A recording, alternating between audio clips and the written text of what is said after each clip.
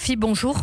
Bonjour. Vous êtes le président du CRIF, le Conseil représentatif des institutions juives de France. Merci d'être avec nous ce matin sur Radio J à la veille de la relance des assises de lutte contre l'antisémitisme, relancée donc par la ministre en charge de la lutte contre les discriminations, Aurore Bergé. Les actes antisémites en France se sont stabilisés, mais à un niveau très élevé malgré les déclarations et les mesures concrètes, sincères des gouvernements qui se succèdent pour endiguer cette vague. Dans ce contexte, qu'attendez-vous de l'initiative d'Aurore Bergé ? D'abord, vous avez raison de souligner le changement d'échelle de l'antisémitisme en une génération. Il y a 30 ans, dans les années 90, l'antisémitisme, c'était quelques dizaines d'actes antisémites enregistrés par le ministère de l'Intérieur. Désormais, ça se compte en milliers. Il faut que les auditeurs en aient conscience. En milliers d'actes antisémites enregistrés chaque année, au-delà évidemment de ce qui n'est même pas référencé parce qu'il n'y a pas de dépôt de plainte. La volonté des pouvoirs publics, vous le soulignez, elle est réelle. Je n'ai pas de doute là-dessus. Mais la difficulté que nous avons, c'est qu'il n'y a pas d'engagement de la société française. Il n'y a pas d'engagement de la société civile dans le combat contre l'antisémitisme. Alors ce que j'attends, moi, des assises de la lutte contre l'antisémitisme qui se tiendront demain, c'est que l'État se mette en chef d'orchestre de la mobilisation de la société contre l'antisémitisme, qu'il anime les acteurs associatifs, sportifs, syndicaux, l'ensemble des acteurs qui pourraient demain faire que la société française se sente concernée par ce combat. Il y a une défiance des Français par rapport au monde politique, par rapport aux élus, par rapport aux députés. Dans ce contexte, est-ce que ce n'est pas difficile que l'initiative vienne du gouvernement pour mobiliser les différents acteurs dont vous avez parlé dans la lutte contre l'antisémitisme ? Bien sûr, mais est-ce que j'aurais préféré que l'initiative vienne de dizaines d'acteurs associatifs ou privés qui se réunissent et travaillent sur la question de l'antisémitisme? Évidemment, en attendant, il y a une initiative gouvernementale. Il faut l'accompagner, il faut la soutenir. Il faut espérer qu'elle trouve un écho dans l'opinion publique. Je pense souvent la question la comparaison avec les violences sexistes et sexuelles. Il y a eu une vraie prise de conscience dans notre pays. Il faut le saluer. On est qu'au milieu du chemin sur cette question. Mais on doit arriver à mobiliser de la même manière sur la question de la lutte contre l'antisémitisme l'ensemble des acteurs de la société. Moi, je suis stupéfait quand je vois qu'aujourd'hui, il y a plus de préjugés antisémites dans les nouvelles générations que dans les générations plus anciennes. C'est dramatique. Ça veut dire que le temps joue contre nous. Yonatan Arfi, ça fera demain 19 ans qu'Ilan Halimi a été assassiné.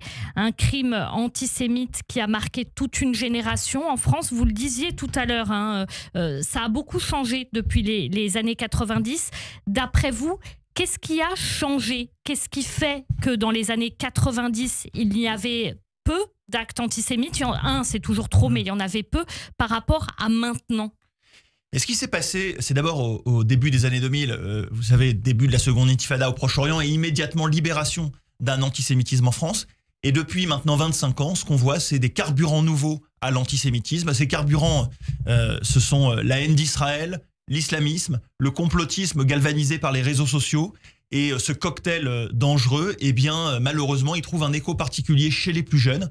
Et c'est ce qui fait qu'aujourd'hui, nous avons dans notre pays un antisémitisme d'atmosphère d'un côté, réel, et puis un antisémitisme de passage à l'acte de l'autre, qui prend pour cible régulièrement les Français juifs. Donc, ça n'a plus rien à voir avec ce qu'on a connu avant, malheureusement, parce qu'aujourd'hui, ça s'est banalisé, ça s'est normalisé. Il y a une partie de l'antisémitisme qui n'a même pas conscience d'être antisémite. Justement, dernière déclaration de David Guiraud, député LFiste, sur X, Twitter.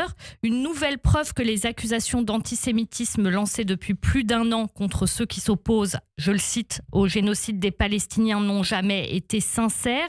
Il affirme que l'extrême droite est saluée et soutenue par les siens, alors qu'elle multiplie les actes antisémites par les siens, c'est-à-dire ils visent Sarah Knafo, mais on assiste à ça depuis un an, même plus longtemps, de la part de LFI. Choisir des cibles pour essayer de prouver quelque chose, et finalement ça s'étend à tous les juifs.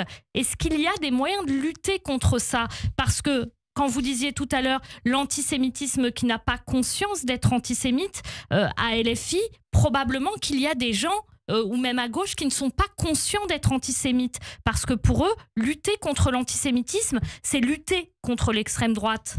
Oui, une partie des discours antisémites que nous avons aujourd'hui dans la société française sont des discours qui sont nichés, insérés dans des discours qui se veulent progressistes, qui se veulent humanistes. C'est notamment les discours antisionistes, une partie des discours indigénistes et décoloniaux, par exemple, ciblent les juifs au nom prétendument d'un antiracisme. Donc on a quelque chose qui est aujourd'hui extrêmement pervers, excusez-moi du terme, dans ce combat-là. Il faut être capable de désamorcer ces discours antisémites, de les pointer. Et David Guiraud, il incarne exactement la spécificité du moment, c'est-à-dire le fait qu'aujourd'hui, à cause de LFI, il y a désormais une caution politique à l'antisémitisme dans notre pays. C'est ce qui fait la différence aussi avec la situation il y a 10 ans, 15 ans, 20 ans. C'est qu'aujourd'hui, non seulement nous avons un antisémitisme populaire, nous avons un antisémitisme religieux, un antisémitisme social, tout ce qu'on veut, mais on a aussi un antisémitisme qui trouve une caution politique.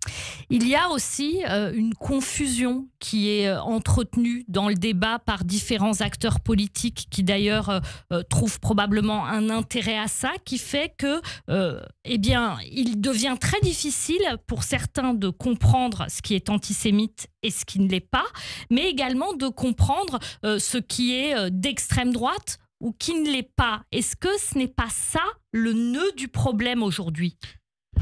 Vous savez, l'antisémitisme, c'est la seule haine pour laquelle on ne croit pas les victimes. Sur les sujets de violences sexistes et sexuelles, sur les sujets de racisme, eh bien, on se tourne naturellement vers les victimes pour déterminer s'il y a quelque chose qui est discriminant, qui est offensant, qui est blessant. Pourquoi sur l'antisémitisme, on ne demande pas, on ne croit pas les juifs ? Demandez aux juifs, ils sont très clairs sur le fait de savoir ce qui est antisémite et ce qui ne l'est pas. Alors on peut évidemment faire de la pédagogie, on doit expliquer ce qui, dans la haine d'Israël, est porteur d'antisémitisme. On doit expliquer évidemment ce qui, dans tel ou tel discours, aujourd'hui cible les juifs sans le dire. Mais évidemment, cette remise en question de la parole des juifs, c'est un des éléments de l'antisémitisme depuis toujours, cette disqualification, et on doit évidemment la dénoncer. Aujourd'hui, selon les derniers sondages, la France insoumise fait plus peur que le Rassemblement national. Votre commentaire là-dessus ?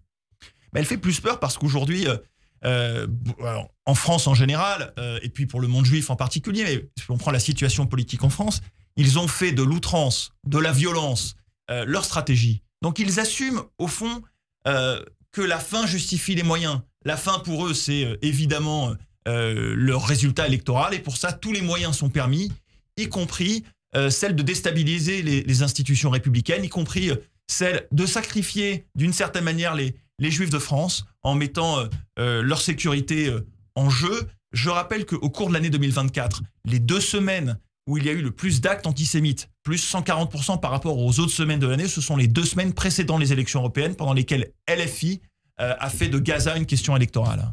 Vous parlez d'outrance, de la fin qui justifie les moyens. Depuis le retour de Donald Trump à la Maison-Blanche, il y a des outrances dans le langage. Il y a cette volonté disruptive, j'ai envie de dire, qui se manifeste. Quel regard, en tant que responsable communautaire juif en France, vous portez là-dessus et sur les conséquences que ça peut avoir sur les juifs aux États-Unis ? Je regarde tout ça avec beaucoup de prudence. Évidemment, il y a des choses extrêmement intéressantes. Le fait d'envisager une reconfiguration du Proche-Orient, parce qu'il n'y aura pas de paix au Proche-Orient, on le sait, avec le Hamas. Il n'y aura pas de paix dans les schémas sans doute traditionnels et il faut inventer des choses. Donc le plan Trump pour Gaza, c'est un bon plan ? Non, la question, alors ça, c'est pas à nous de le dire, vraiment pas. Et évidemment, on est sensible à ce que le droit des populations civiles soit respecté, quelles qu'elles soient, y compris les populations palestiniennes, évidemment. Mais au-delà de ça, le fait de chercher à impliquer les Saoudiens, les Égyptiens, dans une solution demain pour Gaza, et j'espère que ce qu'on voit sous nos yeux, c'est une manière de mettre de la pression sur notamment les Saoudiens et les Égyptiens pour qu'ils prennent leurs responsabilités, qu'ils puissent en fait assurer cette éradication, ce déracinement du Hamas, parce qu'il faudra bien que quelqu'un fasse ce travail de désendoctrinement. Moi, j'ai été très frappé par des images qu'on a vues d'écolières à Gaza il y a quelques jours, chantant des chants d'appel au meurtre de Juifs et d'Israéliens. Et quand je vois ça, je trouve ça désespérant. Donc il va falloir qu'il y ait une déhamassisation, d'une certaine manière, de la bande de Gaza, qui va le faire? Eh bien, ça ne peut être, je crois, que l'Égypte, l'Arabie Saoudite, enfin des acteurs arabes pour pouvoir le mener. La question qui se pose aussi, là, c'est la mise en danger du cessez-le-feu, puisque on le voit, il est possible que samedi, le cessez-le-feu prenne fin avec l'interruption de la libération des otages. Vous, le CRIF, vous êtes aussi très engagé sur le soutien aux familles des otages. Qu'est-ce qu'il faut craindre? Qu'est-ce que vous craignez par rapport à ce qui peut se passer concernant les otages? Je ne vais pas commenter les choix stratégiques des parties prenantes et notamment d'Israël dans les négociations. J'imagine qu'ils pèsent le pour, le contre, les tenants et aboutissants de ces négociations. Mais effectivement, nous, on est en écho, évidemment, à l'inquiétude des familles. Notre engagement premier, c'est un engagement humain aux côtés des familles d'otages qui espèrent que, évidemment, ça ne fera pas dérailler le processus de libération, que ça ne prolongera pas le calvaire de ceux qui devaient être libérés ces prochains jours. Espérons, là encore, je pense que c'est une manière de mettre une pression supplémentaire pour le Hamas, parce que le Hamas ne comprend que le rapport de force. Et donc, il n'y a aussi pas d'autre choix que de peser sur leurs décisions en maniant aussi la menace, y compris la menace évidemment militaire. Trump, bon ou mauvais? C'est évidemment une question qui est compliquée, parce qu'il y a du bon et du mauvais, et c'est quelque chose dont on discute souvent avec les organisations juives américaines. Mais Actualité juive titre cette semaine sur la méthode Trump, et c'est plutôt ça qu'il faut regarder, parce que moi je regarde la manière dont sa stratégie permet de faire évoluer les négociations, les rapports de force. Incontestablement, il parvient à faire bouger des lignes. Qu'est-ce qui sortira de bon ou de mauvais? On verra bien la manière dont les uns et les autres réagissent. Maintenant, il faut aussi que nous, juifs européens... Est-ce que la présence à ses côtés de personnages comme Elon Musk vous semble inquiétante, en tout cas? Musk est évidemment quelqu'un qui est très problématique pour une partie du monde juif. On le sait, notamment parce qu'il a une vision sur les réseaux sociaux de la liberté d'expression qui laisse libre cours potentiellement à toutes les expressions d'antisémitisme. Il faut le dire, ça fait partie des combats que nous menons depuis longtemps, celui pour la régulation des réseaux sociaux. Un combat sur lequel nous retrouvons d'ailleurs une partie des organisations juives américaines, alors que ça n'est pas leur culture au départ, parce qu'ils ont vu les dérives que ça peut produire. Il y a eu beaucoup notamment d'opposition entre Elon Musk et les institutions juives américaines, et notamment l'Anti-Defamation League, dont nous sommes un partenaire privilégié. Donc évidemment, nous sommes très vigilants par rapport à l'influence qu'un Musk pourrait avoir, y compris sur des sujets parfois difficiles et dangereux pour les Juifs. Merci beaucoup, Yonatan Arfi, président du CRIF, le Conseil représentatif des institutions juives de France. Merci. Merci. Merci beaucoup, Eva Soto. Rendez-vous tout à l'heure à 9h.